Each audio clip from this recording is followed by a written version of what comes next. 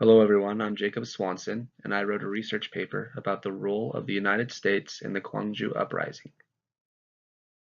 The crisis started with the assassination of Park Chung-hee on October 26, 1979. Shortly thereafter, Chun Doo-hwan led a military coup on December 12, 1979. It was clear to United States officials that Chun sought for more power, and despite opposition from U.S. officials in Korea, Chun declared full martial law. This resulted in many student protests. Most student protests were silenced without force. However, on May 18, 1980, a peaceful student protest in Gwangju broke out, and Korean soldiers were sent to repress it. The soldiers beat and even killed any young person they came across, whether they were protesting or not.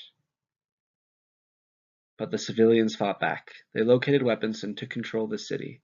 However, on May 27, 1980, the 20th Infantry Division and Korean Special Forces, with the approval of John Wickham, the commander of U.S. forces in South Korea, entered Gwangju and reclaimed the city. Because the United States has joint command over many of the Korean soldiers through OPCON, many believe that the United States approved the initial military attack on Gwangju civilians.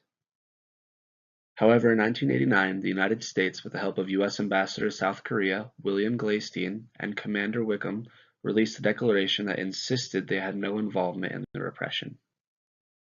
In 1996, under the Freedom of Information Act, Tim Sharrock gained access to secret files passed between U.S. officials from the time of Park Chung-hee's assassination until the end of the uprising.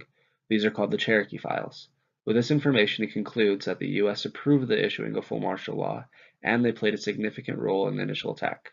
However, after reviewing the Cherokee Files, the U.S. statement on Gwangju, and the books written by Ambassador Glaystein and General Wickham, I have come to the conclusion that the U.S. did not approve Jun's issuing a full martial law, nor did they have any prior knowledge about soldiers being sent to repress protests in Gwangju.